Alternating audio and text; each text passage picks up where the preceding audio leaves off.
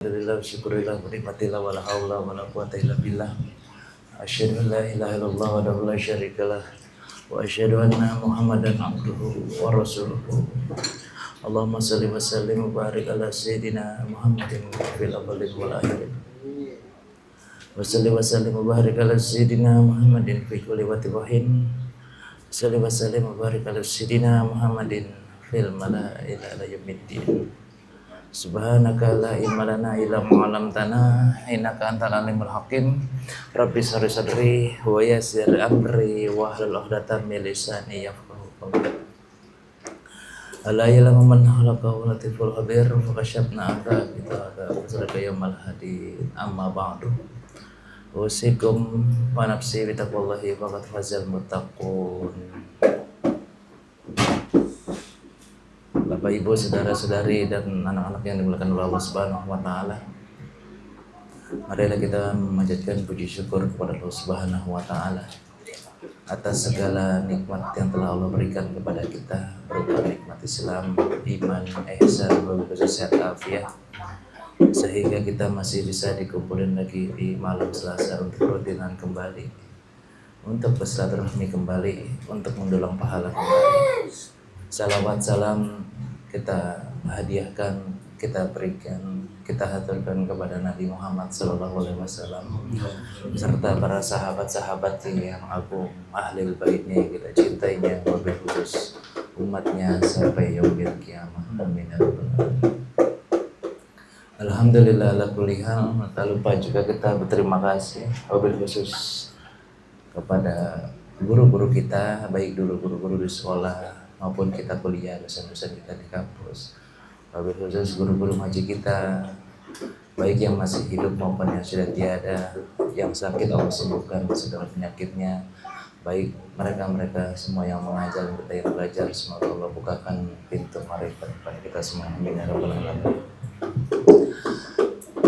Alhamdulillah ala kulli hal. Pada malam hari ini kita akan sedikit membahas tentang apa itu Sunni dan Syiah. Begitu ya judulnya? Iya. Apa itu Sunni dan Syiah? Dan hemat kami nggak mungkin kalau dibahas barengan, karena begitu panjang sejarah tentang keduanya. Maka dari itu kita akan membahas tentang sedikit pembahasan tentang Syiah, karena sebentar lagi mungkin akan terjadi lebaran di Syiah, yakni lebaran sebelum harapan. Labbaik ya Husain.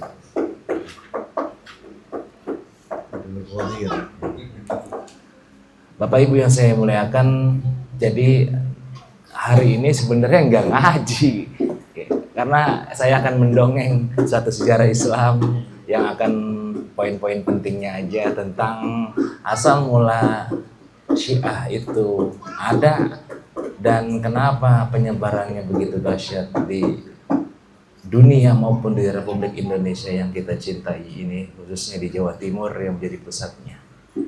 Gitu. Sebelum dilanjut, boleh kalau ada yang mau bikin kopi-kopi dulu.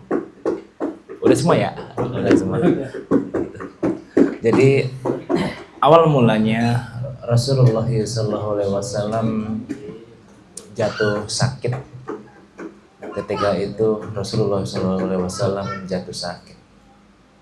Dan orang yang pertama kali disuruh oleh Rasulullah SAW itu yakni Sayyidina Abi Bakar Siddiq untuk menggantikan yang dinamakan imam masjid di tempat lingkungan dia berada. Jadi waktu itu Rasulullah SAW itu yang disuruh mengganti posisi Rasulullah SAW menjadi imam. Ya Abu Bakar, tolong gantikan aku menjadi imam di masjid karena aku sudah tidak kuat. Kata Abu Bakar As-Siddiq, ya Rasulullah, sesungguhnya aku ini sangat menyentuh hatiku ketika baca ayat-ayat Quran itu, aku bisa menangis. Kata Rasulullah SAW, Jangan begitu hai Abu Bakar. Sesungguhnya hanya engkau lah yang bisa menggantikan posisi diriku. Jadi Abu Bakar aja masih ngeles gitu. Sama kayak kita ketika disuruh sesuatu pasti banyak alasan. Kayak Abu Bakar As-Siddiq ketika disuruh Rasulullah SAW untuk menggantikan imam di masjid yang beliau tempati di Mekah sana, di Madinah. Kenapa begitu Pak? Karena Rasulullah SAW nyuruh seseorang itu pasti ada maksudnya dan ada tujuannya. Kenapa Abu Bakar yang menjadi imam pertama kali menggantikan Rasulullah SAW? Ketika itu Rasulullah SAW wafat. Singkat cerita, ketika Khalifah Abu Bakar As-Siddiq yang menggantikan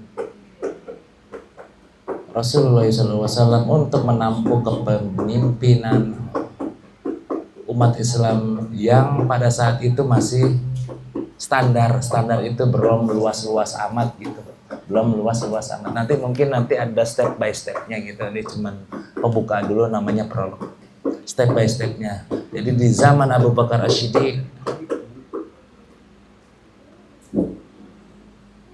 belum terjadi ketegangan apa-apa karena iman sahabat masih pada kuat, kecuali orang-orang yang tidak mau bayar zakat.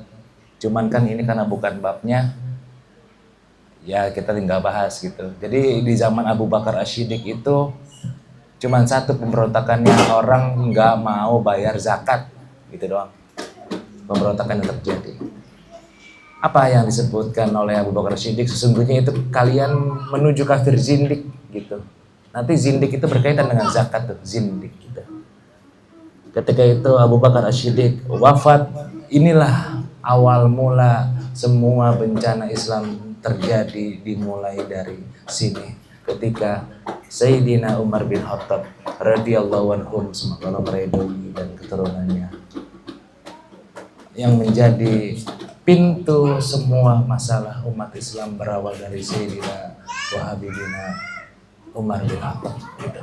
Baru kita mulai dari sini gitu.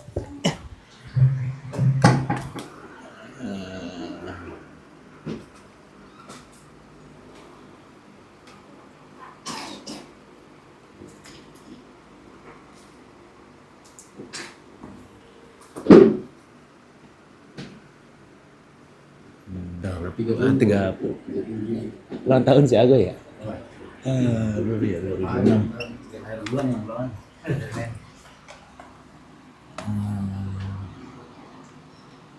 Sejarah si air.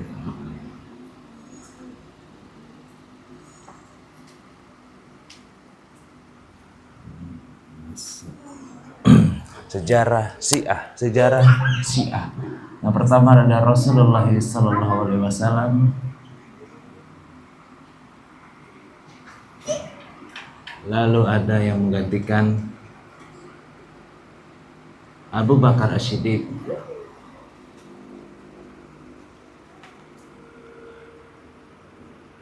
Atau yang nama aslinya Abu Quhafah.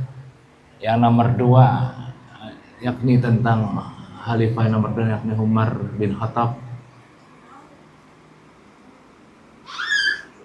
Disinilah pintu semua fitnah terjadi. Karena Umar bin Khattab itu dijulukin babun fitnah. Dia ini dijulukin namanya babun fitnah atau babun fitnah, boleh juga. Pintu segala fitnah berawal dari dia. Gitu. Kenapa begitu? Karena Umar bin Khattab dijuluki sebagai orang yang tidak takut apapun, dan setan pun takut kepada dirinya. Apa maksudnya?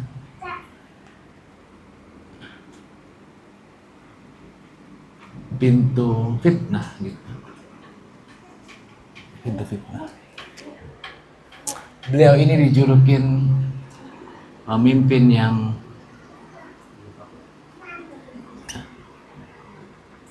Al-Faruqi gitu. Mana yang tahu benar dan salah. Ketika beliau wafat, Umar bin Khattab wafat, baru ini fitnah terbuka gitu. Disinilah awal mula segala bencana kaum muslimin muslimat terjadi ketika Umar bin Khattab wafat. Ketika Umar bin Khattab wafat, gitu. Jadi di zaman Umar itu penuh dengan hal-hal yang sangat mengerikan, gitu. Kenapa begitu? Karena Umar bisa meluaskan Islam sampai Persia. Persia. Di mana itu Persia? Irak dan Iran dan lain-lain. Ya, gitu benar. Pintu fitnah yang banyak terbuka maksudnya apa? Banyak kejadian gitu. Karena beliau nih ketika wafat ini terbuka gitu jadinya. Karena Umar bin Khattab di sini meluaskan Islam sampai Persia. Sekarang Persia itu ialah Irak dan Iran serta negara sekelilingnya. Tahukah Anda dan saya pribadi apa itu bangsa Persia? Iya, bangsa Persia itu bangsa yang tradisinya mengkultuskan sesuatu. Dia ini punya tradisi, Persia itu tradisinya kultus gitu, mengkultuskan sesuatu. Makanya ketika beliau wafat ini terbuka. Nanti sejarahnya ya pelan-pelan gitu. Makanya kan sambil tidur boleh, kita hari ini dongeng, agak ngaji gitu. Kenapa begitu, Pak? Kenapa Persia bertradisi mengkultuskan sesuatu? Sama seperti bangsa Indonesia yang mengkultuskan dulu pohon dan mungkin batu dan gunung dan lain-lain. Tradisi namanya. Tradisi. Kenapa begitu? Dari sinilah awal mula semua masalah berawal. Ada yang dinamakan Abu Lulu'ah, seorang budak yang masuk Islam tapi berakal pendek. Di Persia, nih di sini ada budak namanya, ada budak masuk Islam, masuk Islam. Siapa yang namanya Abu Lulu'ah gitu. Dia nih yang dijulukin si akal pendek. Akal pendek itu gampang terbakar, nggak ada ilmunya. Kenapa begitu, Pak? Karena dia, si Abu Lulu'ah melihat Persia jadi mundur. Jadi mundur. Apa itu menara?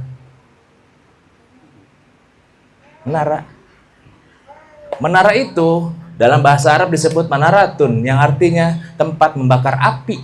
Dulu di Persia ada menara yang begini jumlahnya. Ini tuh ada namanya tempat bakar api. Kenapa? Karena Persia itu agamanya Majusi. Jadi Abu Lulu'ah lagi ngerenung, kok bangsa gue jadi mundur semenjak Islam datang. Dulu sebelum dia masuk Islam, di negaranya mewah. Ada perayaan ini, perayaan ini, perayaan ini. Karena dia tradisinya mengkultuskan sesuatu. Apa yang dikultuskan? Api. Gitu jadinya. Pelan-pelan, santai. Belum nangkep? Di zaman Umar bin Khattab, Islam menyebar sampai ke daerah Persia. Dulu Persia, kalau sekarang Irak dan Iran. Dalam bangsa Persia ada tradisi namanya mengkultuskan. Mengkultuskan apa? Mengkultuskan api. Di mana? Di menara. Kenapa disebut menara? Menara itu bahasa Indonesia, bahasa Arabnya manaratun, tempat membakar api. Kenapa api? Karena bangsa Persia beragama Majusi. Ya paham ini kalau kayak gini ya? Alhamdulillahirabbil alamin.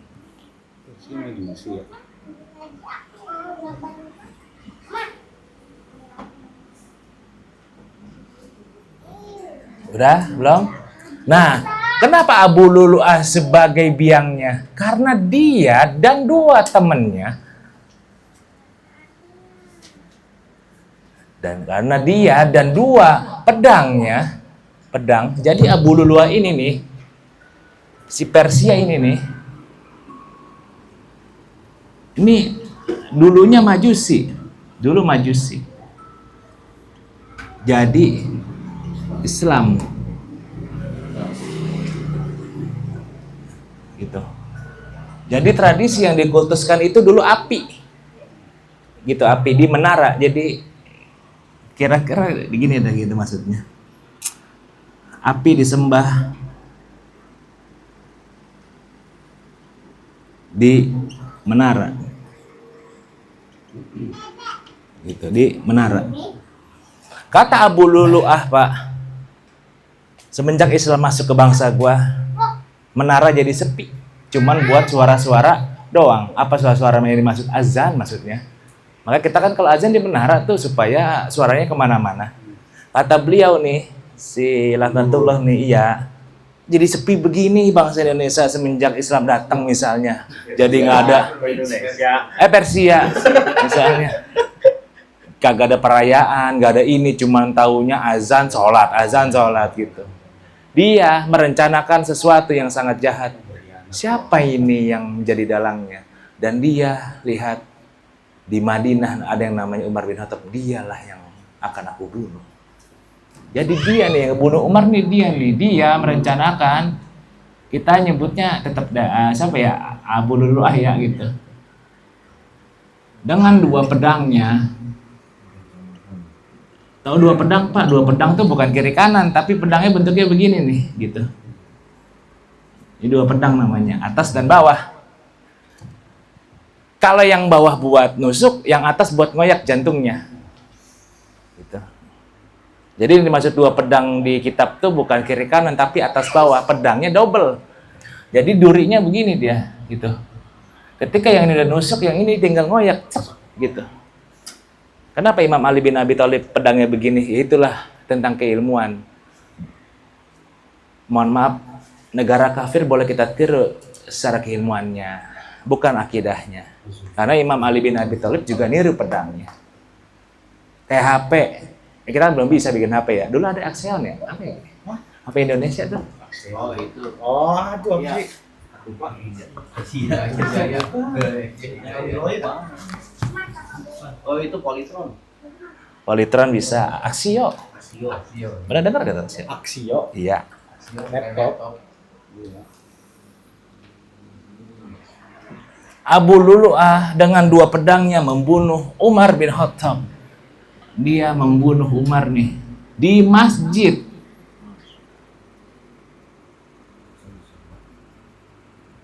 Kenapa? Karena dia bukan orang sembarangan, Pak. Abu Lulu'ah itu ketika sebelum membunuh Umar bin Khattab, dia merhatiin dulu gerak-gerik khalifah. Ngapain aja nih orang? Bukan cuma sehari, selama 6 bulan. Sampai dia hatam. Jam sekian Umar pasti ke sini. Benar ditulis sama di notes-nya. Jam sekian Umar pasti lewat sini. Terus jam ini pasti lewat sini. Ahli ya. Lama-lama ketika harinya sudah tiba, dia diam di pojokan masjid. Ketika Umar sedang berjalan untuk mengimami sholat, baru dia datang. Umar mengucapkan Allah, baru dia datang dari belakang dengan menusuk punggungnya sampai tembus ke dada. Matilah engkau wahai kafir, kata Abu Lulu'ah. Abu Lulu'ah karena akalnya pendek, dia mikir. Kalau gue ketangkep, gue bakal dibunuh juga. Akhirnya dia membunuh 12 sahabat lagi di dalam masjid itu.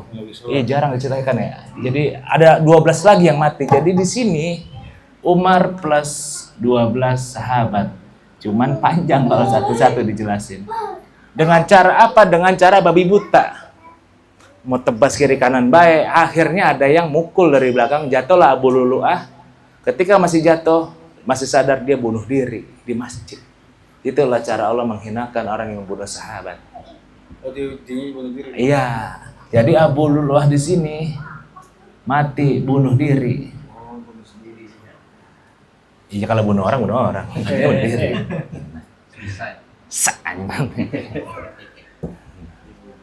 Jadi Abu Lulu'ah di sini mantan budak yang dulunya menyembah agama Majusi, masuk Islam, merasa kok agama gue sepi banget, gue bete, apalagi negara gue makin mundur. Tahu gak makin mundur? Ya wajar lah Pak, mungkin orang kaya yang dulunya foya-foya tiba-tiba ke kampung sunyi sepi, bete dia pasti. Ya gitu maksudnya, ini yang dialami Abu Lulu'ah gitu. Apa yang terjadi? Umat Islam gempar pada saat itu. Akan tetapi 6 sahabat tidak goyang imannya. Sayyidina Utsman, Sayyidina Ali, Sayyidina Abdurrahman bin Auf, Thalha dan lain-lain berembukan siapa yang menggantikan khalifah pada saat ini. Itulah namanya keimanan. Apa? Boleh orang tua meninggal, sedih, cuma jangan lupakan sholat. Sama dengan ini, boleh ente sedih kehilangan Umar, cuman ada yang lebih penting dari Umar, umatnya, rakyatnya, harus ada yang mimpin. Kalau kagak ada yang mimpin, bisa kacau Islam. Begitu. Jadi bukannya 6 sahabat ini kagak, mohon maaf, nangis-nangis depan jenazahnya Umar, bukan, cuman ada yang lebih penting dari jenazahnya Umar, yakni keutuhan umat muslim. Karena pada saat itu gempar di mana-mana. Ada yang murtad, ada yang balik lagi ke agamanya Agi, Zoroaster misalnya. Ada yang balik lagi ke agama Yahudi, Nasrani, dan lain-lain. 6 sahabat, salah satunya Sayyidina Utsman, Ali, dan lain-lain. Ketika itu terpilihlah Sayyidina Utsman bin Affan. Kayaknya nggak muat nih. Gitu. Ketika Sayyidina Utsman, ini sudah terpilih nih, Utsman bin Affan. Dia terpilih karena musyawarah 6 sahabat. 6 sahabat besar. Kenapa besar? Yang mengikuti perang Badar dan Uhud. Itu disebut sahabat besar. Plus sahabat kecil-kecil yang lainnya, maksudnya banyak jumlahnya, kalau dituliskan panjang namanya gitu. Dan disinilah kejatuhan umat Islam mulai berasa di zaman siapa? Utsman bin Affan. Kenapa begitu?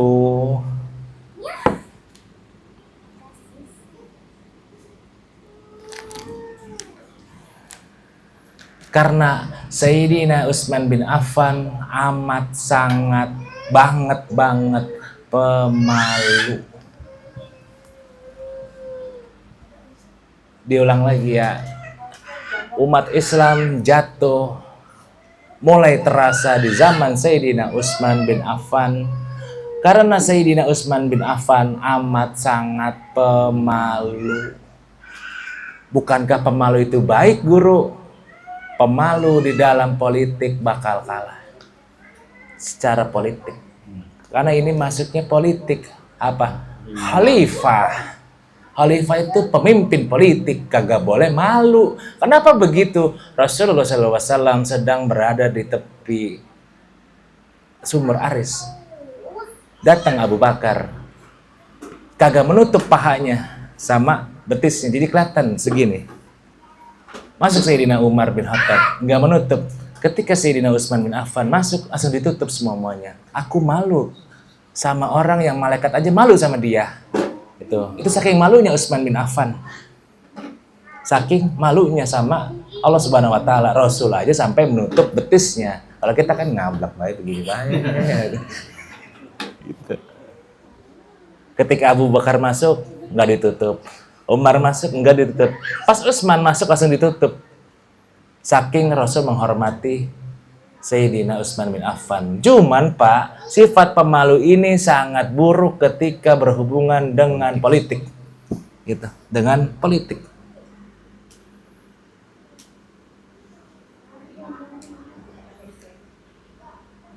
Kenapa begitu? Di zaman Sayyidina Utsman bin Affan, mu'alaf itu Robi Yahudi yang bernama Abdullah bin Sabah. Iya, Abdullah bin Sabah. Di zaman dia nih, aduh panjangnya, gitu. Masuk Islam. Abdullah bin Sabah. Dan ini mohon diingat sampai mati, dialah yang menyebabkan semuanya rusak nih. Gitu. Masuk Islam, dia ini mantan, sebutnya ex Rabi Yahudi. Rabi itu pemuka agamanya, pendeta. Rohib boleh. Oh, ganti nama itu guru. Ganti nama kah? Emang apa nama aslinya? Abdullah bin Sabah nggak ganti nama.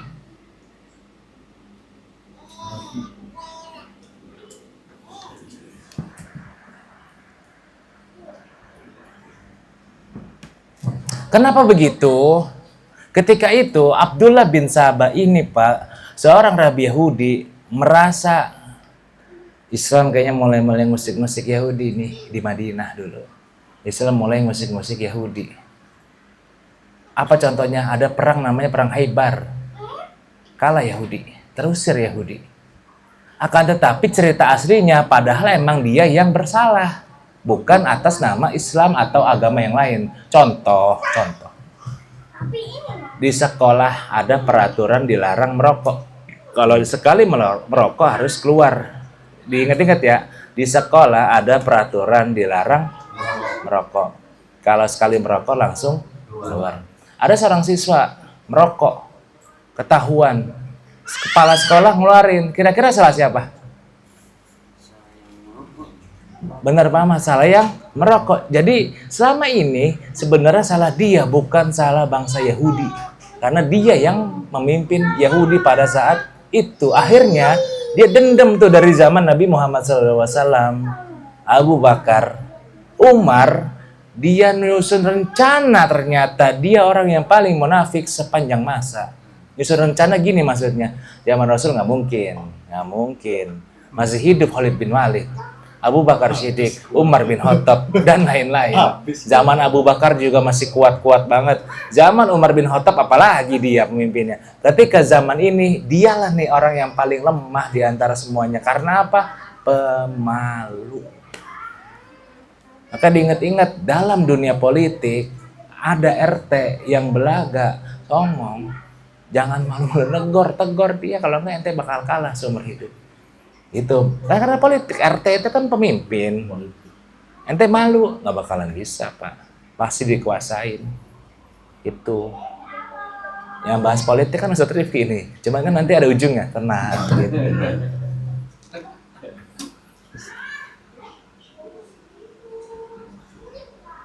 Kenapa begitu? Abdullah bin Sabah nyusun rencana. Apa rencananya? Gua nggak mau tahu, Islam harus hancur dari semua-muanya. Apa? Dihembuskanlah isu yang pertama. Jadi dia nih, sebutannya apa ya? Ya misalnya Abdullah ABS asal bosan menang. Gitu. Abdullah bin Sabah ini sebar isu dia. Apa isu pertama? Nepotisme. Utsman bin Affan dianggap nepotisme. Apa dasarnya? Karena Bani Umayyah mengirimkan 2 wakil dari keluarganya Utsman. Siapa itu? Yang pertama Amr bin As dikirim ke Mesir. Yang nomor 2 Muawiyah bin Abi Sufyan dikirim ke Syam. Dia nih sebar isunya gini Pak, jadi bahasa kita ini mah bukan bahasa kita. Si Utsman bisa aja yang jadi menteri dari keluarganya. Itu maksudnya. Dinasti dari dinasti. Padahal dua orang ini memang pinter dan jago. Bukan karena keluarga, bukan. Dan kebetulan emang keluarga. Jadi kayak gimana ya bahasanya tuh? Keluarga jauh jadinya. Jadi si beliau ini nih, Abdullah bin Sabah, ngembusin ke masyarakat, si Utsman bisa aja. Kenapa? Iya nyari menterinya dari pamannya, dari ininya. Karena Utsman bin Affan ada hubungan nasab dengan Amr bin As. Jadi ini dia disebarkan isu yang pertama, Amr bin As, yang dia masuk Islam di zaman Khalid bin Khalid juga. Yang kedua Muawiyah, dan ini nama juga jangan dilupain juga nih, Muawiyah bin Abi Sufyan. Yang ini dikirim ke Mesir atau dulu Misri, yang ini dikirim ke Syam. Tuh. Akan tetapi, Bu, Bapak-bapak yang saya muliakan, isu yang pertama nggak mempan. Kenapa nggak mempan? Utsman udah difitnah nih pertama kali, gara-gara tadi ngangkat atau ngirim Amr bin As ke Mesir atau Muawiyah bin Abi Sufyan ke Syam, tapi nggak mempan. Kenapa nggak mempan?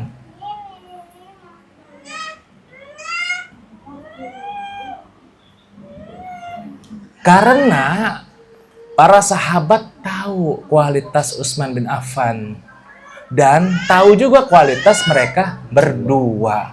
Jadi yang pertama gagal nih si Abdullah bin Sabah untuk mengadu domba sesama umat muslim. Itu yang pertama. Jadi Utsman masih aman di tahap ini. Gitu. Masih aman dia. Kayak contohnya kan ada Sri Gunting. Sekarang kan dipanggil yang gara-gara manggil si bubunya. Iya ada di daerah Medan sana. Itu yang pertama. Abdullah bin Sabah terus nyari cara. Gua nggak mau tahu nih Utsman harus hilang dari muka bumi ini. Yang pertama nggak mempan nih. Gua nyembusin fitnah bahwa dia tuh nepotisme dalam keluarganya. Akhirnya dihembuskanlah isu yang paling fenomenal yang selama ini kita kenal. Isu nomor 2 yakni isunya hak Ali dirampas. Hak Ali dirampas Utsman. Hak Ali dirampas Utsman bin Affan.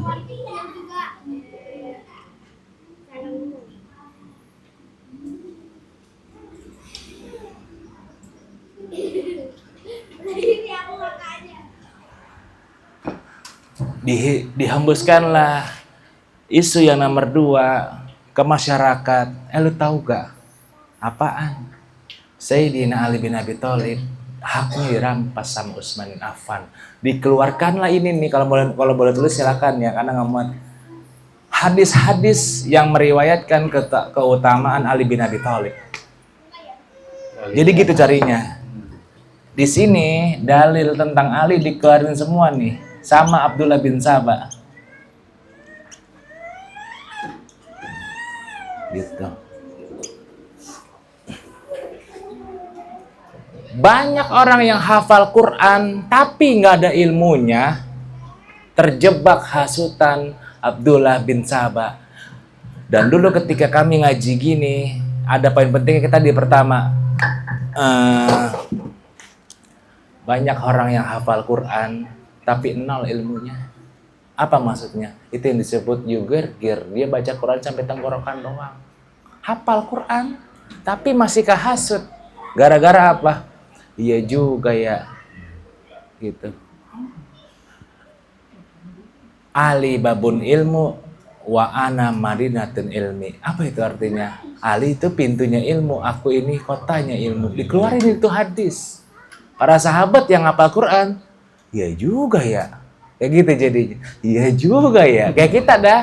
Lu percaya gak Jakoy orang Rusia? Iya juga ya. Misalnya ada hembus gitu, ada isu-isu. Masyarakat kita kan yang orang awam dapat video dikit viral, di viral. Belum ditabayunin, belum dicek sumbernya. Apalagi masuk grup keluarga, viral lagi. Iya ada kodok pala ular di share. Akhir zaman nih gue. Kodok pala ular tuh kan. Itu maksudnya. Sama dengan ini dulu. Para sahabat yang udah senior aja masih kena gara-gara lu nggak tahu hadis Ali babun ilmi wa ana madinatin wa ala madinatin ilmi. Yang mana tuh? Yang ini. Ali itu pintunya ilmu, sedangkan Rasulullah SAW itu kotanya ilmu. Harusnya Ali. Ketika Rasul wafat baru Ali, bukan Abu Bakar, bukan Umar, apalagi Utsman. Para sahabat duduk diem. Dia juga ya. Atau hadisnya Rasul yang lain, seutama-utamanya laki yakni dari pihak keluargaku Ali bin Abi Thalib. Ada tuh hadisnya.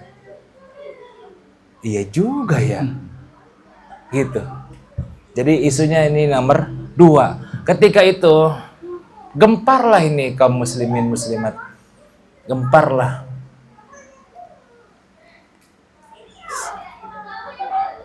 Tiba-tiba Ali bin Abi Thalib mengutus Hasan dan Husain.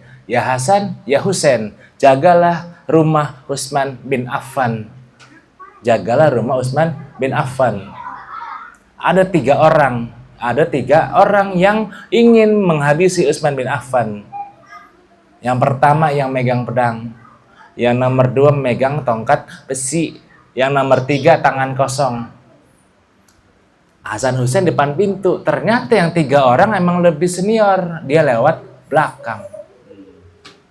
Ketika itu pembantunya ingat pesan Utsman bin Affan di dalam dapur. Tuanku kalau pengen dibangunin, kalau pengen sholat doang gitu kan. Tapi tiba-tiba dia udah bangun nih, udah duduk.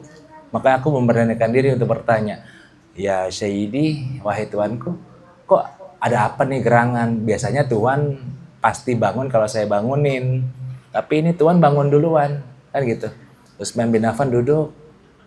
Aku baru saja mimpi Sayyidina Rasulullah SAW, Abu Bakar, wa Umar. Kata dia, wahai Utsman, kemarilah bersama kami. Maka aku tahu nih, umurku gak bakalan panjang lagi. Menangislah itu pembantu kan. Menangis. Sayyidina Utsman bin Affan ngambil Quran.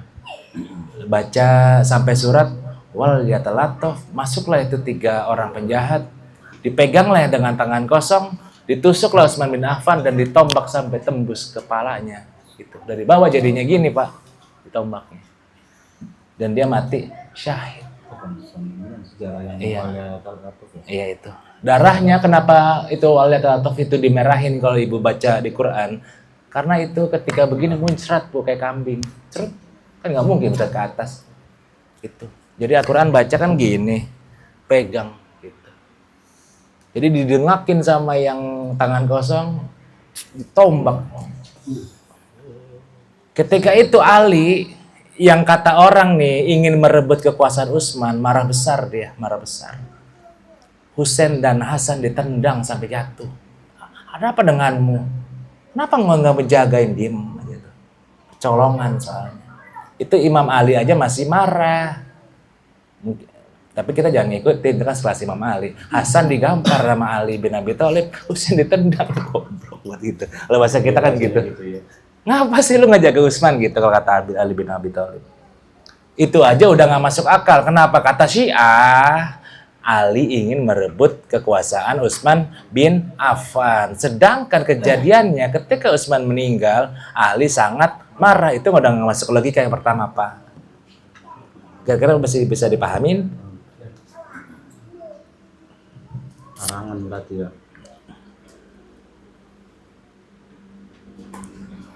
Udah? Nah, ini nih Abdullah bin Sabah yang tadi ngutus 3 orang tadi, dia dalangin nih gembongnya nih. Otaknya. Kagak mau tanggung jawab sama yang pembunuh tadi. Abdullah bin Sabah merapat ke kubu Ali bin Abi Thalib. Jadi Abdullah bin Sabah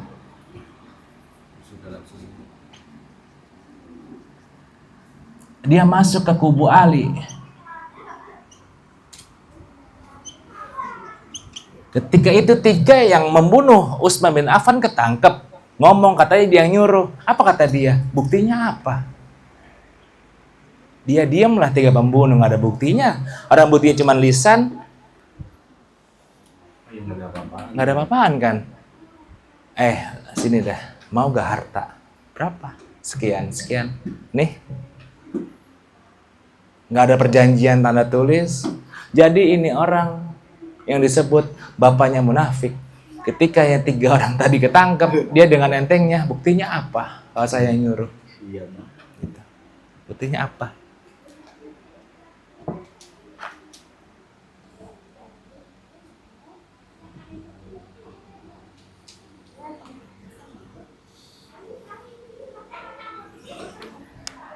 Ketika itu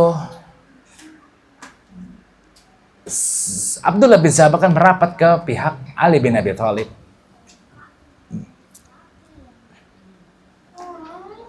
Gempar, umat Islam terpecah lagi. Apa terpecahnya?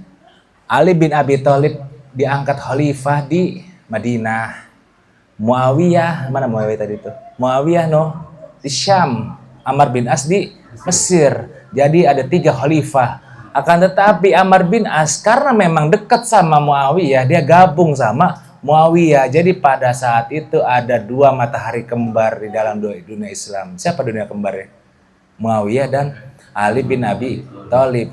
Karena Abdullah bin Sabah sudah masuk ke kubu Ali, kata dia, wahai Ali, biar aku yang ke Muawiyah. Aku bilang, dia harus berbaiat sama engkau, bukan engkau yang berbaiat sama dia. Qadarullahnya Ali menyetujuinya. Jadi ini tuh seakan-akan sekelas Imam Ali aja nggak tahu dia munafik. Paham nggak maksudnya? Jadi jangan itu tuh, kadang kita mengutuskin kiai lebay banget. Sekelas Imam Ali aja masih nggak tahu ini orang munafik gitu. Qadarullah namanya. Kalau nggak gitu nggak jadi cerita Islam kan. Kalau al munafik sih udah finish dulu, nggak ada Islam berarti gitu. Diutuslah namanya Abdullah bin Sabah. Omongan Imam Ali bin Abi Thalib dilebihkan dan dikurangkan. Tolong sampein sama ya Muawiyah atau khalifah lo yang di Syam. Ali sedang nyiapin pasukan untuk menyerang engkau supaya engkau berbaiat. Waduh, kedengeran sama Muawiyah tuh. Kata Muawiyah, siapa yang mengutus engkau? Abdullah bin Sabah di pintu gerbang depan. Panggil dia ke sini. Panggil, sampaikan kepada Imam Ali, aku juga bakal menyiapkan pasukan untuk nyerang dia. Jadi Abdullah bin Sabah di sini berhasil ngadu domba nih dia. Dia berhasil adu domba. Kenapa disebut domba? Karena yang diadu yang keras, egonya dan keyakinannya. Apanya ininya nih namanya apa tuh? Tanduk.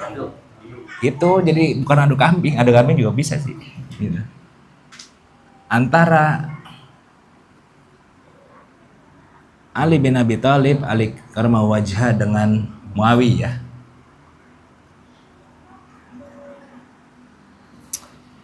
Muawiyah tentaranya ada 10.000 orang.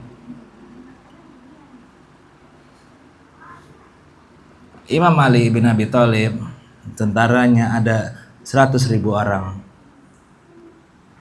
Siapa yang menang nih? Ini namanya tercetuslah perang Siffin. Siapa yang menang? Muawiyah atau Ali bin Abi Thalib? Secara logika yang menang pasti yang banyak. 100.000 lawan 10.000. Gitu maksudnya Pak. Secara logika pasti menang yang banyak. Tapi kalau secara iman, menang yang dikit juga bisa. Contohnya Rasulullah SAW ketika perang Badar 313 melawan 40.000 orang, menang dia. Ada Rasulnya dalamnya, kan gitu. Tapi kalau kita ya jangan coba-coba dah gitu.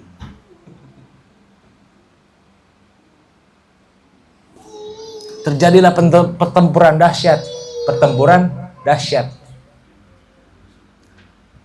Pihak Muawiyah mundur karena pihak Imam Ali itu lebih banyak tentaranya. Amr bin As yang tadi gabung tuh, ngomong ke Muawiyah, wahai Tuhan, udah kita nyerah aja. Kalau nggak kita bakal terbunuh. Bagaimana caranya wahai Amr? Bagaimana caranya kan gitu. Dia terpojok nih. Kata Amr, diambillah Al-Quran, ditusuk pakai tombak. Jadi di dalam dunia perang, kalau Al-Quran ditusuk pakai tombak, tandanya minta damai, bukan nyerah. Iya, gitu.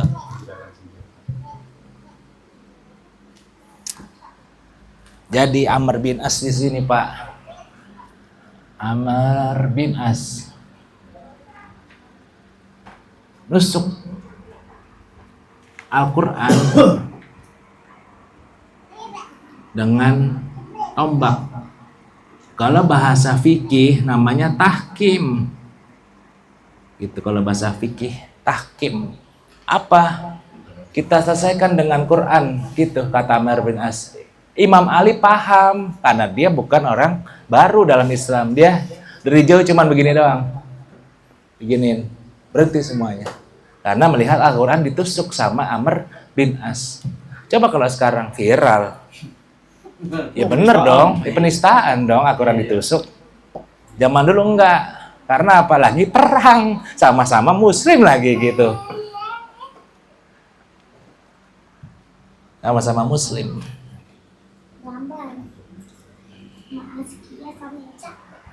Kalau ibu, bapak, saudari yang saya muliakan pengen baca kisahnya yang lebih jelas, belilah bukunya, namanya Syekh, yang ngarang Syekh Shalabi dari Libya. Kayaknya Indonesianya udah ada tuh, yang terbitin Pustaka Al-Kautsar, tentang sejarah atau asal mula Syiah berada di muka bumi ini. Itu lengkap bukunya. Syekh Shalabi. Itu. Sampai sini ada mau ditanyakan dulu kah?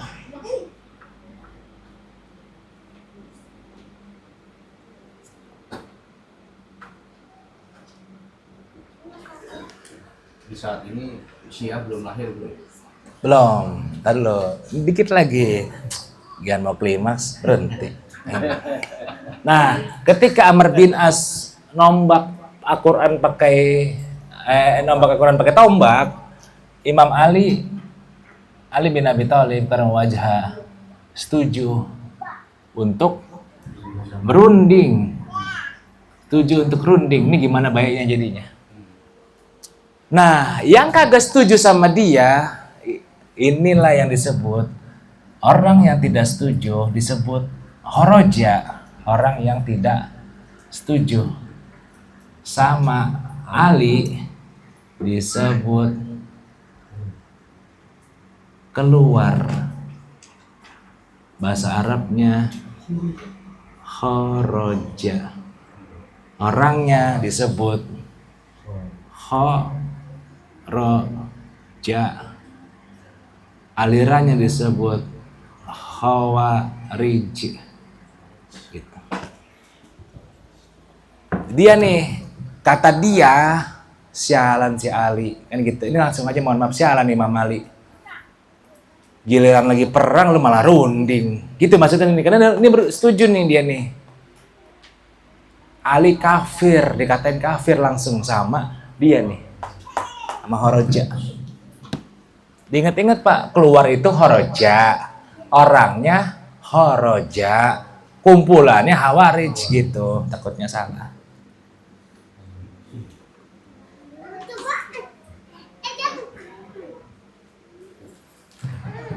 Nih, gitu. Sama siapa Imam Ali dikafirin? Sama orang yang kalau siangnya puasa, malamnya tahajud, hafal Quran. Itulah Khawarij. Abdullah bin ya belum ini belum namanya gitu. Abdullah bin Sabah ini dong. Gitu. Jadi diulang lagi ya, Bu. Ibu-ibu yang dan bapak yang saya muliakan. Jadi ketika Imam Ali dan Muawiyah lagi perang, pihak Muawiyah kalah jumlah nih, 10.000 orang. Yang nasihatin Muawiyah namanya Amr bin As, nusuk Al-Quran pakai tombak.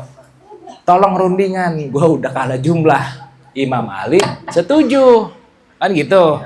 Ada pihak dari Imam Ali yang gak setuju sama atas usulannya Imam Ali. Itu disebut Khawarij. Yang setia namanya syiatun. Jadi ada dua di sini. Pengikut setia namanya syiah. Jadi syiah itu akar katanya dari syiatun gitu.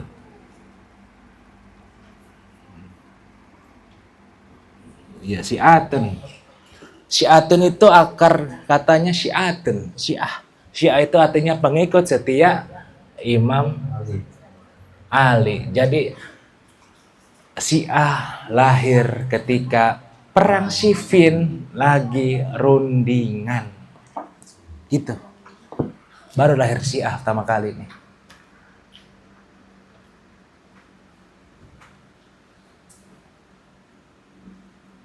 Apakah sudah selesai? Belum.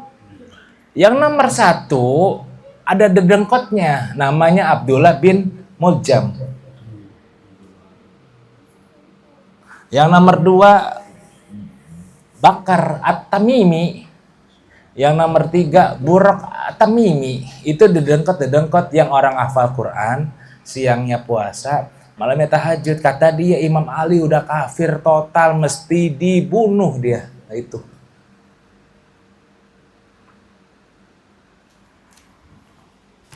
Ini Khawarij. Ini namanya Syiah. Jadi nanti didengerin dulu aja boleh, nanti kita akan jelaskan.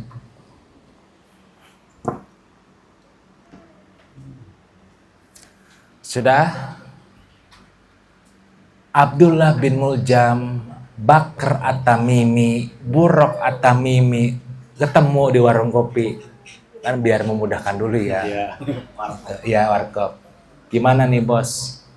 Semua umat Islam jadi kafir semenjak perang Siffin. Abdullah bin Muljam ngomong gini, gua yang bunuh Imam Ali.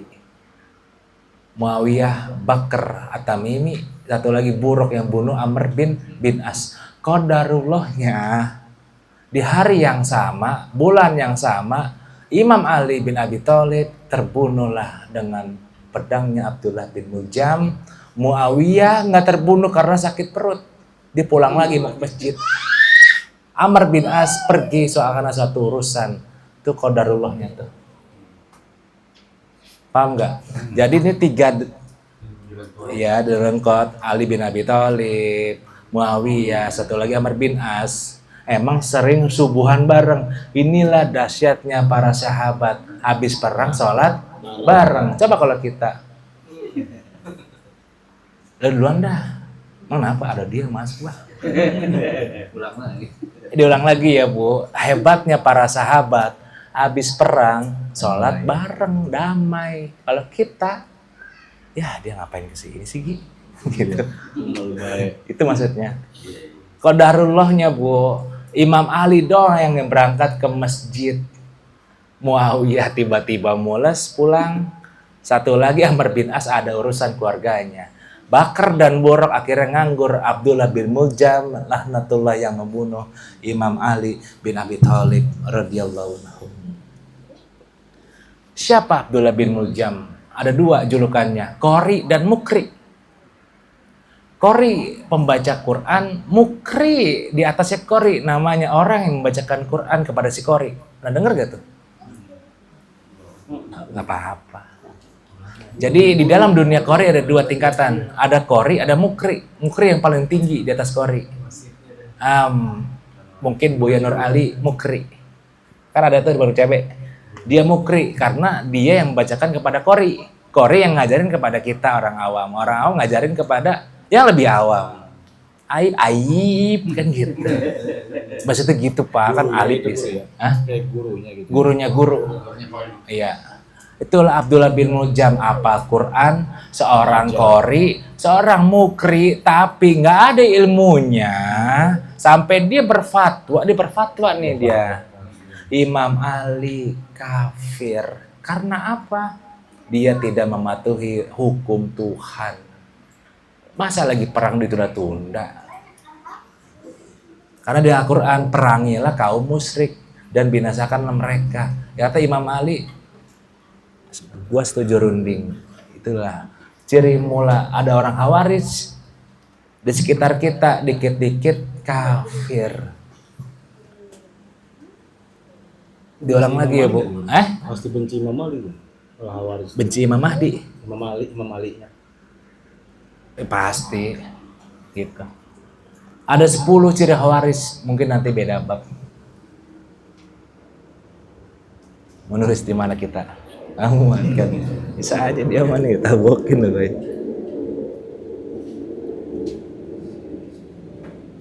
Kenapa? Mohon maaf, Abdullah bin Muljam yang bunuh Ali bin Abi Thalib.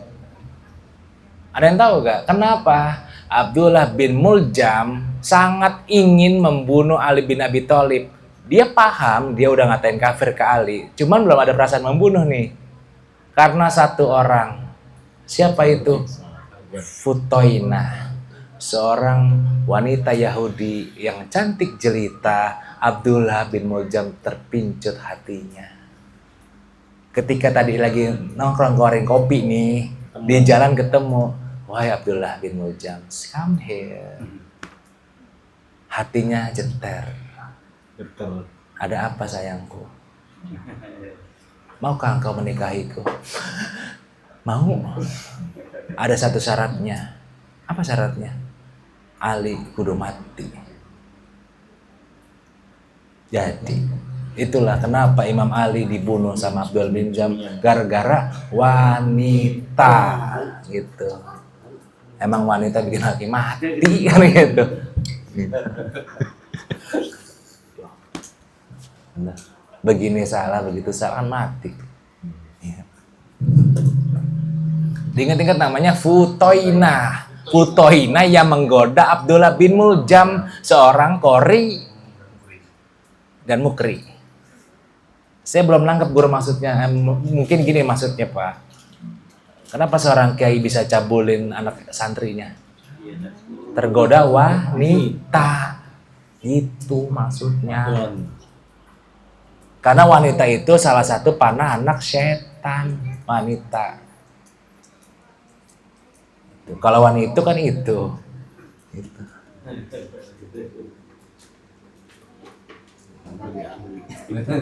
Ditangkaplah Abdullah bin Muljam sama sahabat-sahabat senior. Apa yang dilakuin? Tangan dan kakinya dipotong di hadapan masyarakat umum, matanya ditusuk, kepalanya dipenggal dan dibakar, dikelilingin oleh masyarakat yang menyaksikan. Itulah hukuman bagi para pembunuh sahabat Rasulullah SAW. Jadi nggak lama nih ketika Imam Ali dibunuh, para sahabat yang senior yang di Madinah, yang di Syam, di Mesir dengar nih, kurang ajar banget. Ditangkap Abdullah bin Muljam. Belum ngerasain malam pertama, belum. Mending kalau udah ngerasain, belum. Orang pagi ngebunuh, sorenya ketangkep, langsung diputusin kaki tangannya, matanya ditusuk tombak, kepalanya dipenggal dan dibakar. Abdullah bin Sabah tadi mati kenapa tuh? Abdullah bin Sabah itu kan Abdullah bin Sabah, no. Belum. Abu Lulu bunuh diri. Berarti masih nyambung. Takutnya Abdullah bin Sabah belum masuk skenario lagi. takutnya ngantuk, kagak nyambung. Takutnya ngantuk. Di figuran dulu ya. Iya. Belum masuk lagi ceritanya. Saudara-saudara saya muliakan. Jadi dulu Syiah ini sedikit ininya karena mungkin takut bosan dulunya.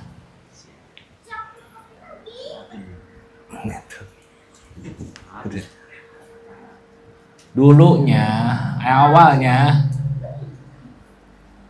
namanya faksi politik berubah menjadi faksi ideologi. Ini dulunya faksi politik gara-gara khalifah. Lama-lama berkembang keyakinannya, faksi ideologi. Ideologi itu apa? Kepercayaan. Gua kagak mau beribadah kalau ada yang riwayatin selain Ali, Husain, dan Hasan. Itu namanya Rafidah. Ini dia. Iya. Ikut setianya ngomong. benci sahabat. Yang benci sahabat. Dia ngomong nih, ketuanya nih, gua kagak mau beribadah kalau ada nama Abu Bakar, Umar, Utsman. Ali enggak kan berikutnya.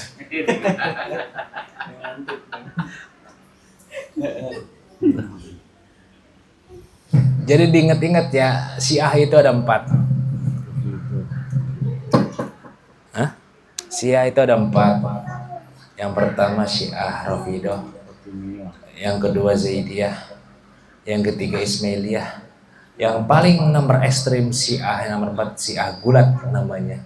Selebihnya anak pinaknya, tapi itu tuh yang jadi problem. Rafidhah, Zaidiyah, Ismailiyah, Isna Asyariyah, dan Gulat. Nah, ketika sudah berubah menjadi ideologi, ketika sudah berubah menjadi ideologi, disinilah mulai awal kekacauan Islam yang sesungguhnya. Karena Al-Quran dan hadis dirubah. Gitu. Kenapa ngaji beginian nggak boleh lama-lama? Nanti pusing. Ada tentang sejarah. Di sejarah. Iya, pusing. Lanjutin bisa subuh. Ya makanya.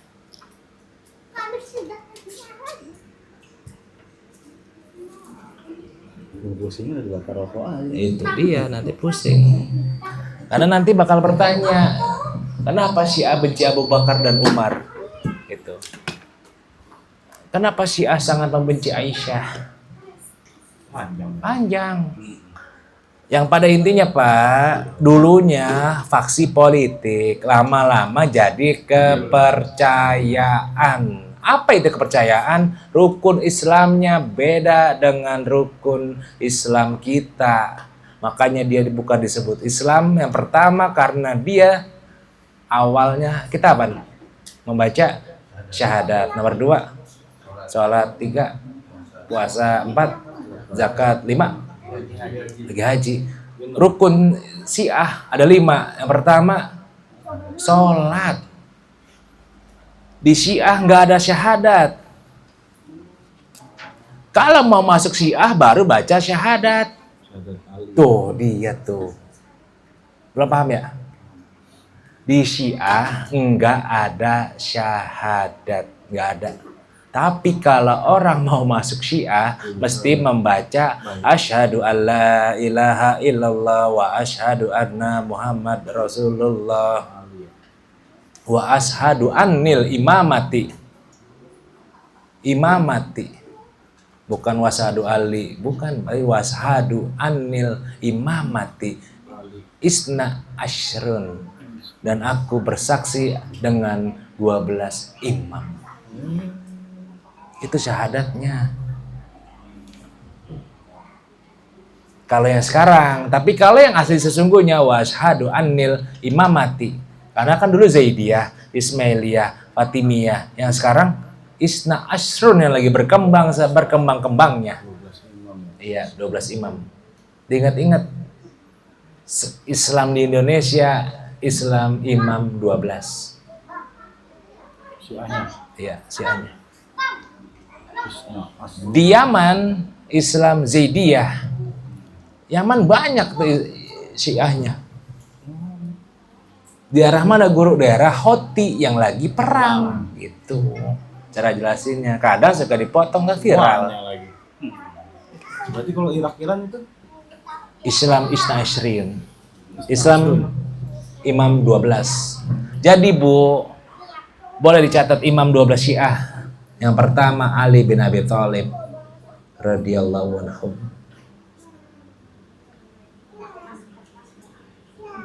Yang nomor 2 Hasan, nomor 3 Husain,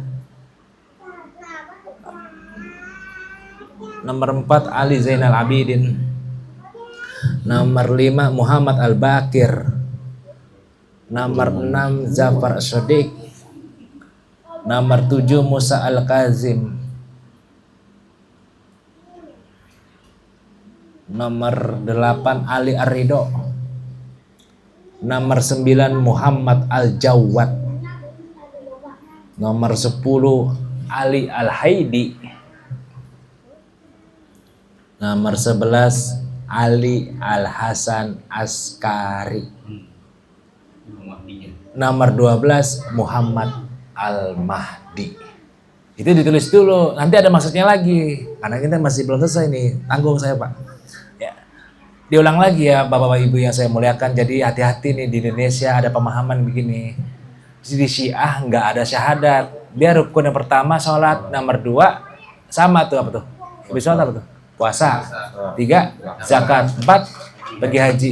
Nomor 5 1 ada wilayah. Itu rukun Islamnya Syiah ada 5. Makanya saya nggak nyebut Islam karena nanti udah beda, dia bukan Islam. Wilayahnya ada 2, ada hukmi. Wilayah itu hukmi, tahu hukmi? Jadi biar Bapak Ibu tahu, Syiah itu megang 5 asas. Yang terakhir di wilayah. Wilayah itu dibagi 2, ada hukmi pertama. Hukmi itu seorang pemimpin mesti tunduk kepada imam.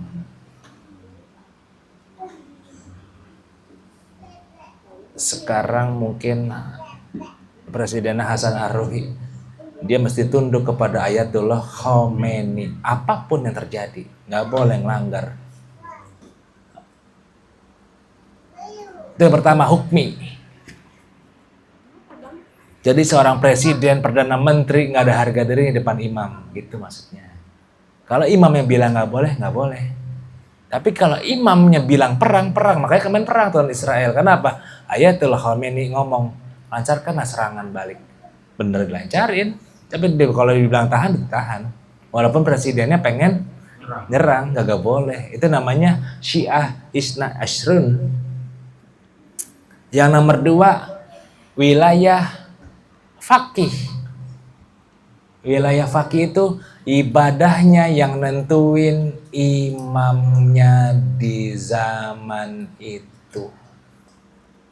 Kalau sekarang kan imam Syiah siapa? Ayatullah Khomeini. Kalau kata dia nggak sah, nggak sah.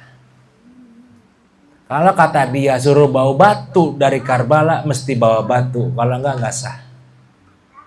Gitu. Jadi wilayah ada 2. Yang pertama hukmi, soal politik. Yang nomor 2 faqih, soal ibadah. Ibadahnya ditentuin imam pada zaman itu. Jadi diingat-ingat, bukan 12. Kalau 12 dia maksum. Beda lagi nanti itu babnya. Misalnya kayak Agi Nabi baru nih. Sholat nggak bakalan sah kalau nggak pakai udang-udang misalnya. Itu gitu maksudnya.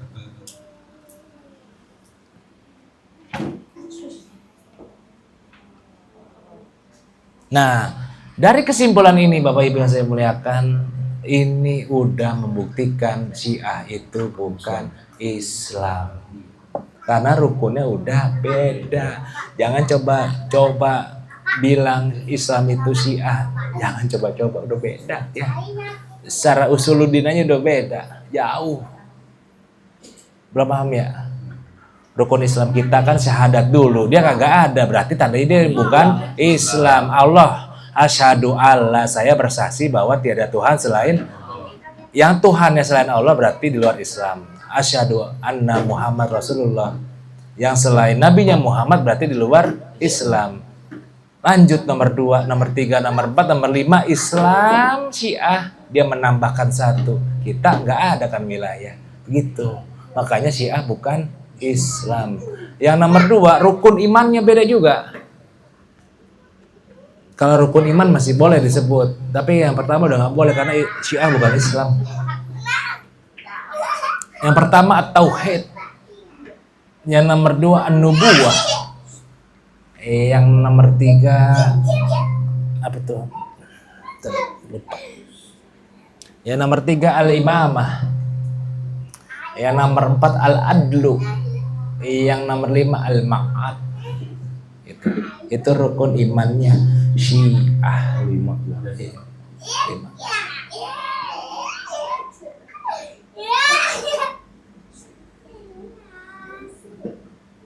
Sudah, sebagai penutupan, banyak orang menyebut Imam Mahdi Al-Muntazor. Kalau ada yang menyebut begitu, yakinilah dia ciri-ciri Syiah gitu. Kita umat muslim tidak boleh menyebut Imam Mahdi Al-Muntazor. Al-Muntazor itu artinya yang ditunggu-tunggu. Itu. Karena berapa banyak para kiai bilang Imam Muhtadi Muntazor. Secara nggak langsung, akulah Syiah kawanku gitu. Ribet ya? Ribet. Banyak pemuka-pemuka agama di Indonesia itu Syiah, cuman nyarunya ke aswaja. Orang awam dikasih tahu mana lebay banget ya, karena dia nggak tahu apa-apaan gitu. Ada namanya takiyah, berlindung di balik dalil. Habib Ja'far Al-Haddad di Syiah, tulen. Kenal gak? Podcast login. Habib Ja'far Hussein Al-Haddad tuh yang ada pemuda tersesat, dia Syiah itu. Kita ngikutin, innalillahi. Banyak yang Syiah. Habib banyak yang Syiah. Gitu. Kurang lebih itu, kurang lebih.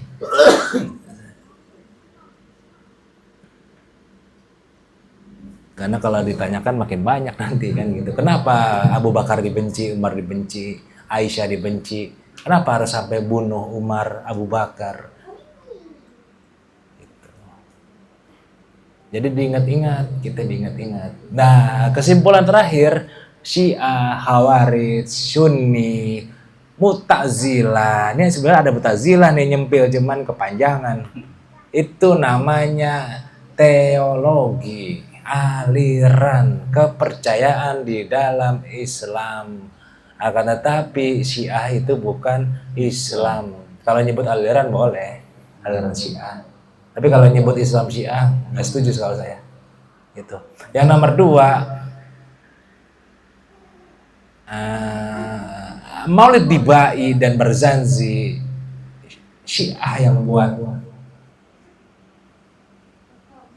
Ceng-ceng. Maulid Dibai dan Barzanji orang Syiah yang buat. Nggak percaya? Buktiin di situ tidak ada sanjungan kepada Abu Bakar, Umar dan Utsman.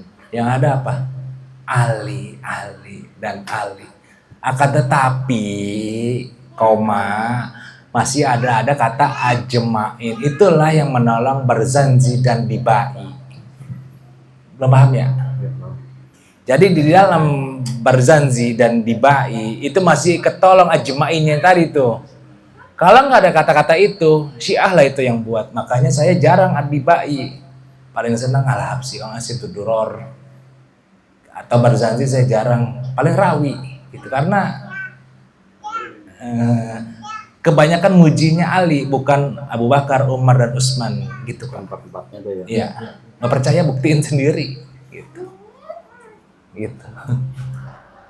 Tapi kalau orang belum belajar, masa iya? Oh iya juga ya, artinya iya Itu juga ya. bacanya doang. Itu dia.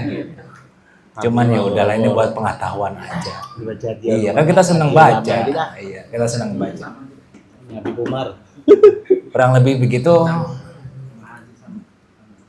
Ada yang mau ditanyakan kah? Sebelum ditutup. Mengenai Syiah ini nggak lain adalah terdok artinya Syiah gaya baru gitu ya. Kan dia mengkultuskan imamnya atau sesuatu gitu. Yang mana tuh? Yang Hayatullah? Iya, iya. Sama seperti tradisinya. Tadinya kan api diganti jadi manusia gitu. Iya. Tradisinya. Iya benar. Nah itu Abdullah bin Sabah kemana, Bro? Ya, dia meninggal, tapi nggak dibunuh, nggak hilang. Oh, pencetusnya dia. Iya, pencetusnya dia. Jadi kenapa Ayatullah Khomeini yang menjabat sekarang? Karena menunggu yang 12. Nggak ditulis, mohon maaf. Menunggu Al-Mahdi gitu. Al-Muntazor gitu. Kalau udah turun diganti dia. Iya. Tuh. Tapi Al-Mahdi katanya kata si orang Syiah, dia udah ada, lagi bersembunyi. Kalau kita berkeyakinan Imam Mahdi memang udah lahir, nanti ketika hari kiamat tiba dia akan diislah, dibaguskan wajahnya dalam Ahlussunnah wal Jamaah. Cuman Pak Rifi kemarin bilangnya tolong bahas Syiah sama Sunni. Waduh, Panjang lagi. panjang lagi. Lagi segini lagi sama Sunni. Sunni itu maksudnya Ahlussunnah wal Jamaah. Kalau kelompok sebelah Ahlussunnah doang, nggak pakai jamaah. Dan kalau bisa beragama itu mesti yang mayoritas. Jangan pernah coba-coba yang minoritas. Contohnya kalau Anda NU ya Muhammadiyah. Kalau antum mau anaknya pinter-pinter, masukin ke sekolah Muhammadiyah. Beneran ini, Muhammadiyah tuh kalau soal pendidikan top markotop. Ente bisa keluar negeri. Coba di NU, yasinan dulu yuk, kan gitu. Bener gue. Iya. Saya ngalamin sendiri. Cuman dua-duanya bagus gitu. Yang satu keluar negeri, yang satu jaga benteng kan.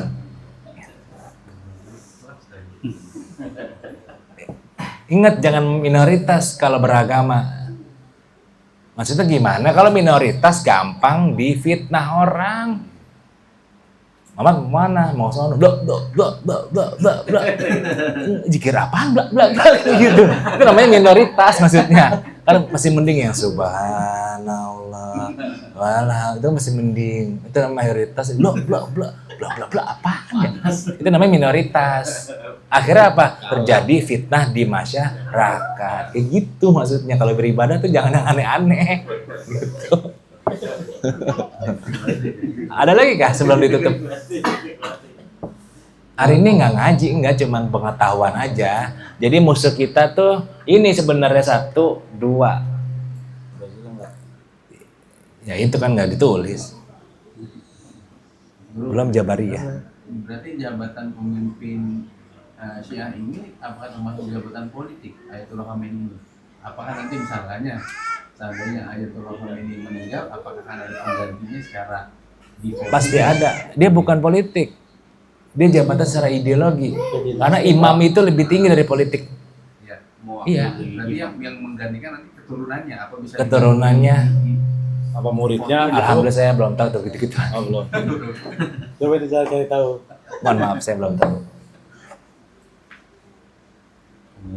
Tapi Khomeini lebih tinggi dari presiden. Belum itu mah ayatnya. Oh, bapaknya.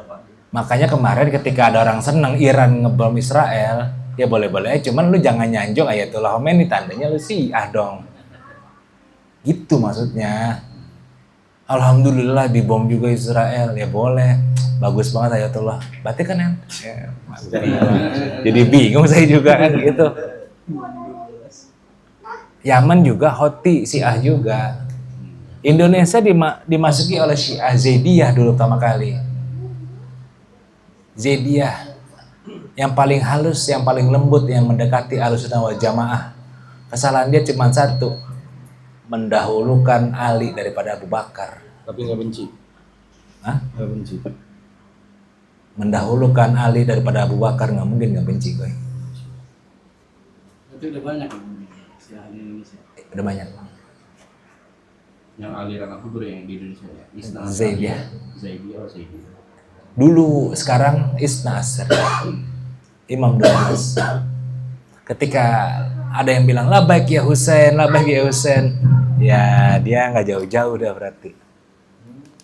Yang nomor 2 ini sekedar meluruskan aja. Ada yang ngomong si Jafariyah. Ada yang ngomong dulu Jafariyah dibawa-bawa. Tadi ada Imam Jafar Shodiq. Itu Shodiq namanya bukan nama dia, tapi nama kakeknya Abu Bakar Siddiq dari jalur ibu yang bernama Sofa. Jadi Jafariyah itu yang nggak apa-apa, cuman difitnah Imam Jafar sama orang Syiah itu sendiri. Dulu mohon maaf ketika ada amalan yang berujung ke Jafar Shodiq, ini amalan Syiah. Waduh berat juga nih. Benar dulu di masyarakat begitu. Contoh kita dapat sanad. Kok kayak Imam Jafar Shodiq, wah Syiah ini nggak mau gua. Karena apa? Dia taunya Jafar Shodiq itu Syiah, padahal enggak. Ja'far Shadiq itu gurunya Imam Abu Hanifah dan Imam Malik. Imam Malik gurunya siapa? Imam Syafi'i. Yang murid Imam Ahmad bin Hambal. Kalau Imam Ja'far Shadiq Syiah, berarti kita Syiah daripada Imam Ja'far Shadiq kan gitu. Iya dong, secara logika. Itulah di masyarakat sering salah paham gitu maksudnya. Dan insya Allah mudah-mudahan sedikit enggaknya ya masuk ke otak paling hari ini sih udah gitu dong. Yang penting hari ini sih ada kok paham gitu. Tapi jangan tambahin lan. Iya, jangan dong. Ayo. Itu berarti pengarang Maulid Gibran itu sih apa gimana? Wallahu alam. Cuman dia masih kasih kode ajmainya tadi. Iya. Tiba Barzanzi Tetap dibaca aja lagu-lagu. itu dia. Enggak pakai nanti gitu kan. Berarti digerem dikit. Mungkin nanti habis sesi sharing coba aja cari tahu artinya. Dia mujinya cuma Ali doang. Gitu aja, kalau percaya buktiin aja.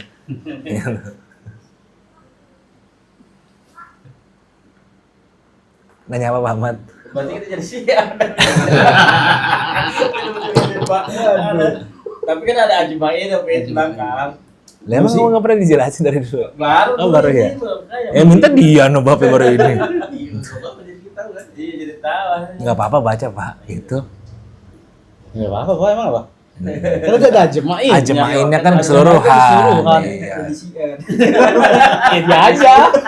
Buset jadi siap semua. Kagak juga loh. Imam Iya ada ajmain terakhir. Enakan jadi Syah Bandar Pak, berarti ya. Jadi mempondok capek. Imam Ahmad gitu. Imam Ahmad iya. Kiamat.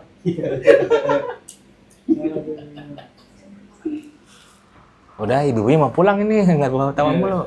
Ada lagi kah? Mau Iya. itu sekarang Khawarij di mana dulu ya? Maksudnya kelompok terbesar gitu. Khawarij itu ada di mana-mana. Karena dia ada punya 10 ciri. Nggak cukup waktunya hari ini. Salah satunya. Semua salah aku benar. Itu ciri-ciri sifat Khawarij. Siapapun, mungkin saya, mungkin Pak Ahmad, mungkin Kepala ya? semuanya. Iya. Batu. Saklek gitu. Iya, saklek. Semua salah aku yang benar. Itu ciri-ciri sifat Khawarij. Ahmadiyah masuk mana?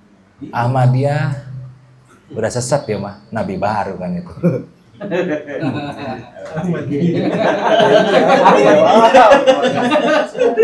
Gue ikut Ahmad.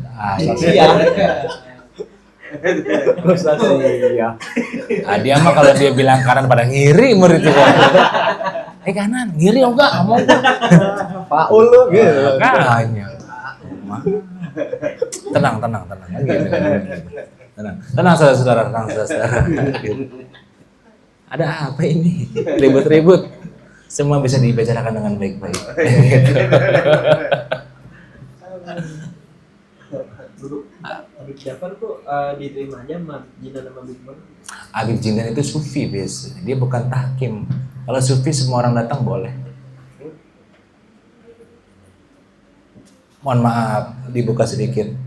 Kenapa Habib Umar mau menerima LGBT di Malaysia? Karena Habib Umar udah sufi. Sufi itu semua orang boleh datang. Memandang manusia. Iya. Tapi yang belum setingkat dia nggak boleh. Ini tolong digarisbawahi. Karena kalau kita belum setingkat Habib Umar, bawaannya ngatain mulu. Lu becong ngapain lu? Lagi ada acara ya? Iya. Dakwah ya? Jadi Habib Umar, mohon maaf, 2 tahun yang lalu ada acara di Malaysia yang datang LGBT. Bahkan nanya langsung sama Habib Umar. Itu karena Habib Umar sudah sufi itu tidak boleh mandang orang rendah. Udah nggak boleh. Termasuk Habib Jindan yang menerima Habib Hussein Ja'far. Karena apa ya? Dia udah mandang orang sama. Tapi ketika Habib Hussein Ja'far ngadain acara, nggak bakalan datang Habib Jindan. Gitu caranya. Ada lagi kah? Nggak ada.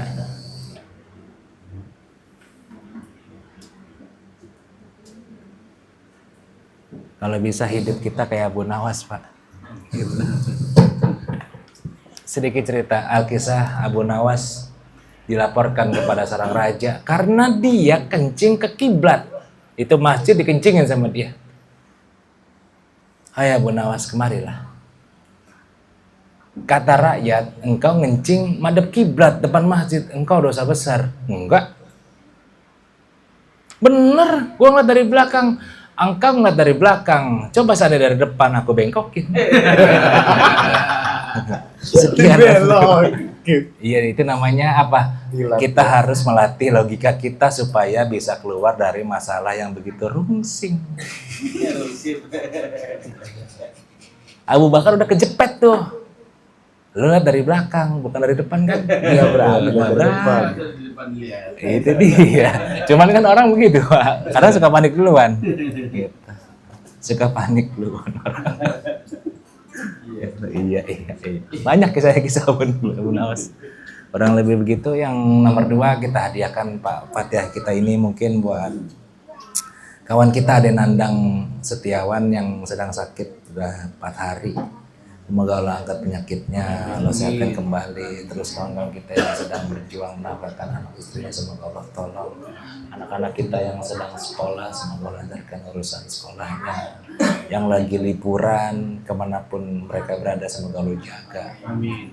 Buat bapak ibunya supaya tidak dihinggapi pikiran-pikiran yang enggak. Saya Al-Fatihah. Alhamdulillah rabbil alamin arrahmanir rahim maliki yaumiddin iyyaka na'budu wa iyyaka nasta'in ihdinas siratal mustaqim siratal ladzina an'amta 'alaihim ghairil maghdubi 'alaihim. Bismillahirrahmanirrahim wal asri innal insana lafi khusrin illal ladzina amanu wa amilus solihati wa tawassaw bil haqqi wa tawassaw bis sabr. Ilahi lastulil firdausi ala wala aqwa ala naril imi fahabli taubatan wafir zunubi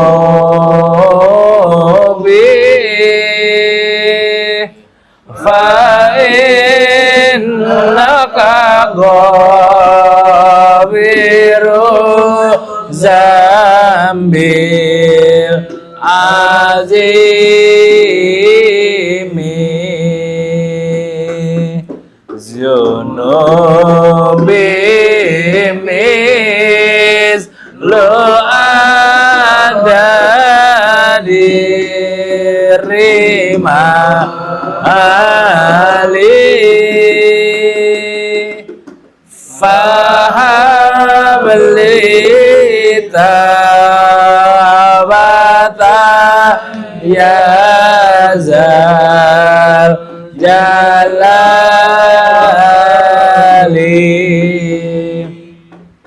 alhamdulillah ghafuri lil abdi dil gururi wal farti fil umuri wa ma qatil huburi wa salatullah dawama wa salamu tamama ala may yaji imama walil anbiya itama wa alal alil kirami wasabikan nujumi watil marami wil urbi wal ajami ya Rabbana tarafna bi annana tarafna wa innana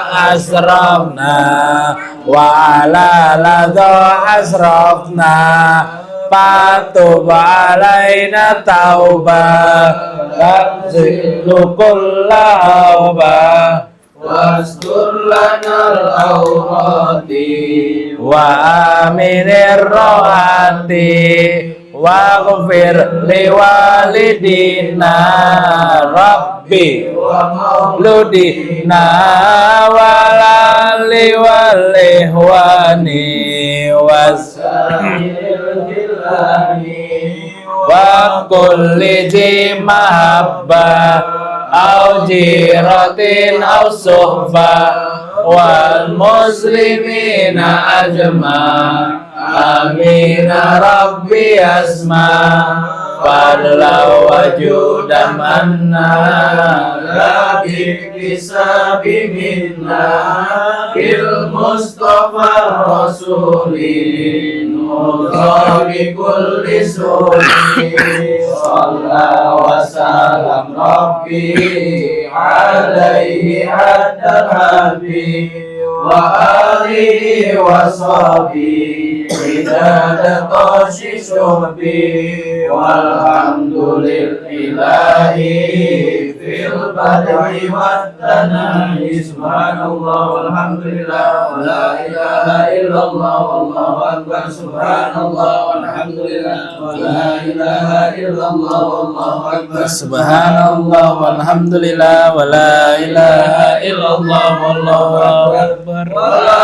hawla wa la quwwata illa billahil aliyyil azim sallallahu ala Muhammad sallallahu alaihi wasallam sallallahu ala Muhammad ya Rabbi Allahumma salli wa sallim alaihi